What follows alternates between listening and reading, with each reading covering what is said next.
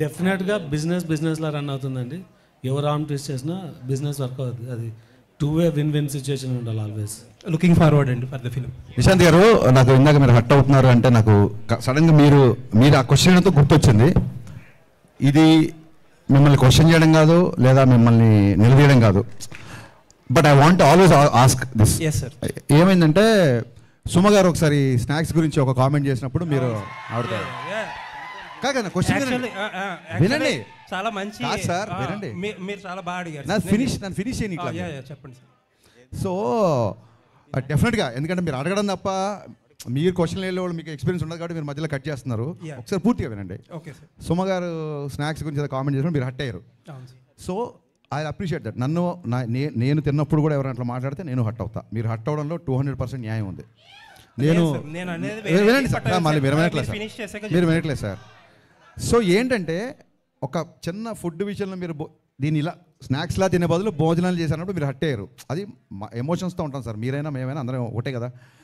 అలాంటిది ట్విట్టర్లో కొన్ని కామెంట్స్ ఎలా ఉంటాయంటే పేరెంట్స్ని ట్యాగ్ చేస్తూ లేదా ఇంకోటి బూతులతో ఉంటుంది. సో హట్ అవడం అనేది సహజం, అది మీకు అర్థమైంది అనుకుంటా. నెక్స్ట్ థింగ్, ఆ తర్వాత మీరు ఏం చేశారంటే ఆవిడతో మీరు, ఎందుకంటే నాకు ఓన్లీ మీ వీడియోనే చూశాను, మిగతా జర్నలిస్ట్ ఎవరు రియాక్ట్ అయ్యారు లేదా వాళ్ళందరి తరఫున మీరు రియాక్ట్ అయ్యి ఉంటారు. 100% కరెక్ట్. ఆవిడతో సారీ ఏదో చెప్పించారు, ఇట్స్ ఓకే. అది ఆవిడ అలా డే టు డే ఈవెంట్స్ చేస్తుంటారు, రోజుకు 2-3 ఈవెంట్లు కూడా చేస్తుంటారు. పాపం ఆవిడ ఎక్కడో ఆడియన్స్ ఎంటర్టైన్ చేద్దాం అన్న దాంట్లో ఒక మాట దొరికి ఉంటారు, నేను కాదనట్లేదు. ఒక ఆడపిల్లతో సారీ చెప్పించారు, యాక్సెప్టెడ్. కానీ మీ సురేష్ కొండేటి, నాకు మొహమాటం లేదు, సురేష్ కొండేటి ఒక ఆడపిల్లని క్వశ్చన్ చేసినప్పుడు మీరు అతనితో కూడా సారీ చెప్పించాలి కదా.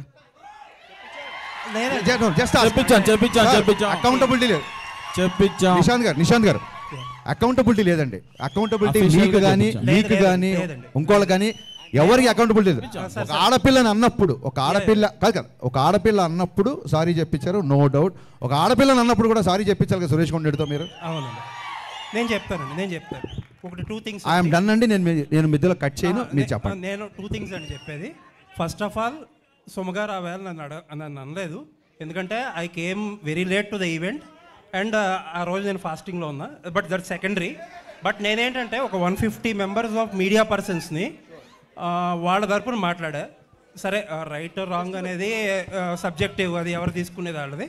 అండ్ ఇంకొకటి, సుమగారిని సారీ ఈ రోజు కూడా సుమగారు అని అంటాను, ఆ రోజు అదే అన్నాను. అవునండి, ఆవిడ మీద ఎప్పుడూ రెస్పెక్ట్ ఉంటుంది. అండ్ ఆ ఇన్సిడెంట్ తర్వాత ఆవిడతో మాట్లాడడానికి ఆ టాపిక్ గురించి ఎప్పుడూ ట్రై చేయాల. నాకు తెలిసి అయితే ఎవరో మరి ఆవిడ చేత సారీ ఎవరు చెప్పి.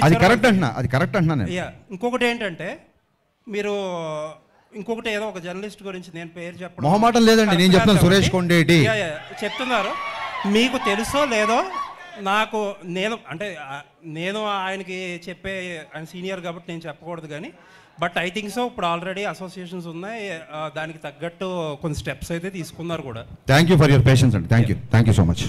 అపార్ట్ ఈ కాంట్రవర్షియల్స్ పక్కన పెడితే కంటెంట్ పరంగా ఇది రియల్ ఇన్సిడెంట్ ఎక్కడో నార్త్ లో